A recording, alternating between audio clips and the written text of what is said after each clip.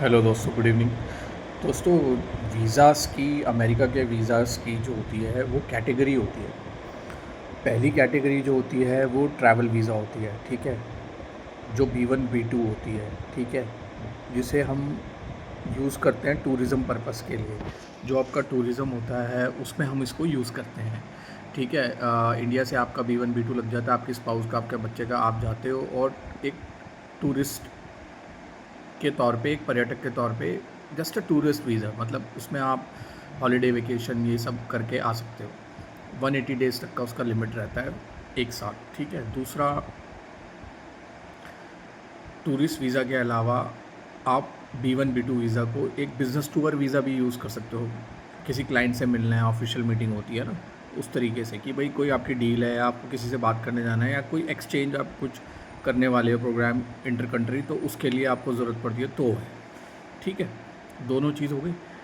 B1 B2 के बाहर दोस्तों होता है स्टूडेंट वीज़ा के बाहर L1 वीज़ा। L1 वीज़ा जो होता है एम्प्लॉय ट्रांसफ़र के लिए यूज़ होता है। एम्प्लॉय ट्रांसफ़र यानी कि आपकी एक कंपनी इंडिया में है और आपकी दूसरी सिबलिंग कंपनी अमेरिका में है, तो उससे एम्प्लॉय ट्रांसफ़र कराना है, तो उसके लिए L1 वीज़ा ये सब लगता है, ठीक है दोस्तों। L1 स्टूडेंट दोनों आपको क्लियर हो गए, ठीक है, और टूरिज़्म भी क्लियर हो गया। स्टूडेंट वीज़ा जो होता है दोस्तों वो बेसिकली आपका यूनिवर्सिटी कोर्स जो आप ग्रेजुएशन या पोस्ट ग्रेजुएशन करते हो उसके लिए यूज़ होता है। F1 J1 इस तरीके से होता है वो, ठीक है। और स्पाउस वीज़ा दोस्तों अलग होता है, K कैटेगरी का होता है। जो ये सारे जो वीज़ाज़ हैं ये आपके इमिग्रेशन लॉयर ही करते हैं। इमिग्रेशन लॉयर्स जो यूनाइटेड स्टेट्स के अंदर पर्टिकुलर सिटी के अंदर बैठे हुए हैं, जहाँ पे वो आपकी हेल्प करेंगे आपको कौन सा वीज़ा चाहिए। और यहाँ पे भी इमिग्रेशन लॉयर जो होते हैं वो बैठे होते हैं, इंडिया से भी होते हैं बट वहाँ पे भी होते हैं।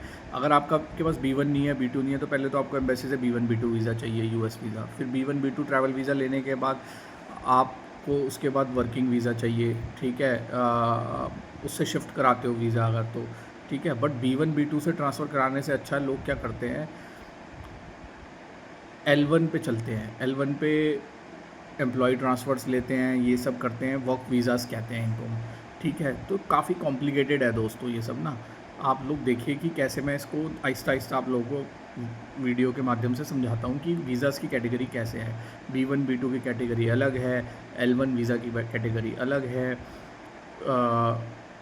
जो B1 B2 है वो टूरिस्ट वीज़ा है और बिज़नेस वीज़ा के मतलब क्लाइंट मीटिंग के लिए और बिज़नेस टूर जिसे कहते हैं राउंड ट्रिप, उसके लिए यूज़ होता है। और L1 वीज़ा जो है वो आपका एम्प्लॉय ट्रांसफ़र के लिए यूज़ होता है, जो प्रॉपर एक वर्क वीज़ा होता है, मतलब एक प्रॉपर आप उसके अंदर एक वर्क अग्रीमेंट में हो, वो है, ठीक है।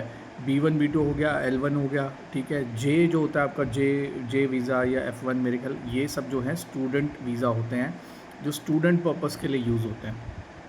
भाई यूनिवर्सिटी में आप कोई ग्रेजुएशन कोर्स कर रहे हो, पोस्ट ग्रेजुएशन कर रहे हो, तो उसके लिए वहाँ यूज़ करते हैं। और कुछ नहीं है दोस्तों, यही 3 चीज़ें हैं, B1 B2 J1 F1 और ये L1 वाला वीज़ा जो बिज़नेस एग्जीक्यूटिव का है। चौथा जो है E1 E2 कैटेगरी, और आजकल उसे EB5 कैटेगरी भी कहते हैं, which is a investor visa, जो $8 लाख से $10 लाख के बीच में लगता है, जिसमें वो लोग आपके US गवर्नमेंट के साथ आपका टाई अप होता है इन्वेस्टर वीज़ा का, और उसमें वो आप लोगों को हेल्प करते हैं मतलब ग्रीन कार्ड देने में। थोड़ा सा कॉम्प्लिकेटेड प्रोसेस होता है इसमें भी, बट ये एम्प्लॉयमेंट क्रिएशन एरिया देखते हैं वो, और उससे कुछ 10 या 20 एम्प्लॉयज़ उस पैसे से, वो जो फंडिंग आपसे लेते हैं $8 लाख, उसमें वो एम्प्लॉयमेंट क्रिएट करते हैं, मतलब दे क्रिएट अ बिज़नेस और a job opportunity in that particular area, और फिर वो उसमें सर्विसेज प्रोवाइड करके आपको एक सैलरी वेजेस के अंडर US एम्प्लॉयज़ को हायर करते हैं 10, और उसके बेसिस पे आपको वो ग्रीन कार्ड दे देते हैं। उसमें आपकी वाइफ और आप और आपका बच्चा,